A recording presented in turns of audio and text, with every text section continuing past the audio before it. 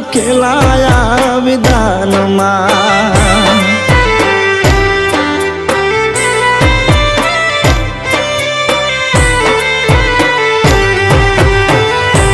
એક